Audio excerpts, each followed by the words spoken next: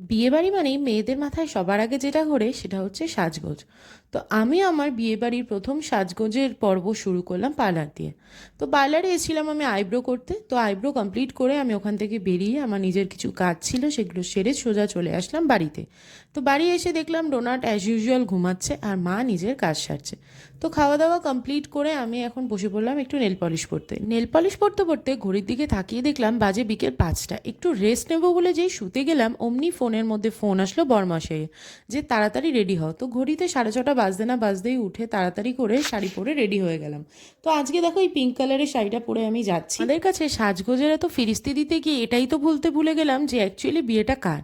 বিয়েটা হলো জিনিয়ার। তোমরা সবাই জানো রিয়া ননদের বিয়ে, তার আইবুড়ো ভাতের ব্লগ তোমরা নিশ্চয়ই দেখেছো। তো আগামীকাল হচ্ছে জিনিয়ার বিয়ে। তো আগের দিন আমরা চলে আসলাম রিয়ার বাড়িতে, এসে সোজা চলে গেলাম সন্ধ্যেবেলা জল ভরতে।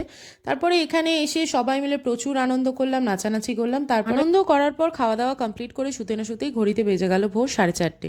তাড়াতাড়ি রেডি হয়ে নিচে চলে আসলাম। এসে দেখলাম আমাদের বিয়ের কোণে হয়ে গেছে রেডি অধিবাসের জন্য। তো এখানে দেখো জিনিয়ার অধিবাস শুরু হয়ে গেছে। অধিবাস কমপ্লিট করে আমরা সবাই মিলে রিয়া সৌমিকদার সাথে চলে গেলাম সোহাগ জল ভরতে। বিয়েবাড়ি কেমন কাটালাম, কেমন সাজলাম, কি কি খেলাম, কি কি করলাম, সেগুলো যদি তোমরা জানতে চাও তাহলে তোমাদের চোখ রাখতে হবে আমার নেক্সট ব্লগগুলোতে। তো আজকের মতো এই পর্যন্তই, দেখা হচ্ছে আবার নেক্সট ব্লগে। ভিডিওটা ভালো লাগলে লাইক শেয়ার আর চ্যানেলটাকে সাবস্ক্রাইব করে দিও। ততক্ষণের জন্য টাটা।